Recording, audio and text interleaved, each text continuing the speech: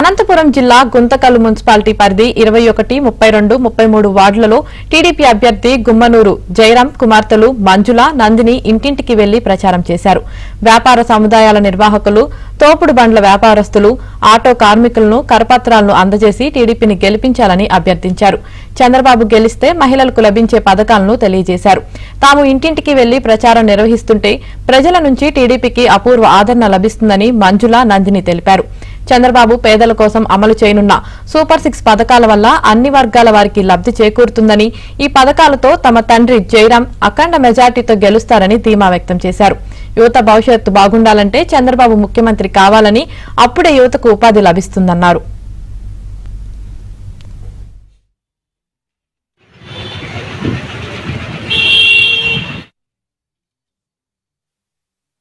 Assembly క్యాండిడేట్గా పోటీ చేస్తున్నారు.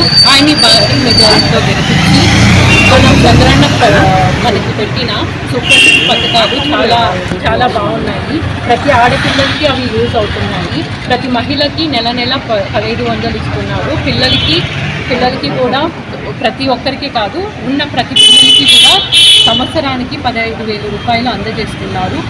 స్త్రీలకు ఉచిత ఫ్రీ బస్సు, ఏడాదికి 3 సిలిండర్లు ఉచితంగా ఇస్తున్నారు. నిరుద్యోగులకు కూడా ఉద్యోగాలు వచ్చేలాగా చేస్తున్నారు. కాబట్టి ప్రతి ఒక్కరూ చంద్రన్నని గెలిపించి నాన్నని గుమ్మని జయరాంని తప్పకుండా ఎమ్మెల్యే అభ్యర్థిగా గెలిపించి భారీ మెజారిటీతో గెలిపించాలని మీ అందరికీ మనవి చేస్తున్నాను. అలాగే చంద్రన్నను కూడా మనము సీఎంగా చేసి ఆయన్ని గెలిపించాలి. ఆయన పథకాలన్నీ అందరికీ అందేలా కలగజేస్తారన్న నమ్మకంతో అన్నని గెలిపించి నాన్నని కూడా గెలిపించాలి.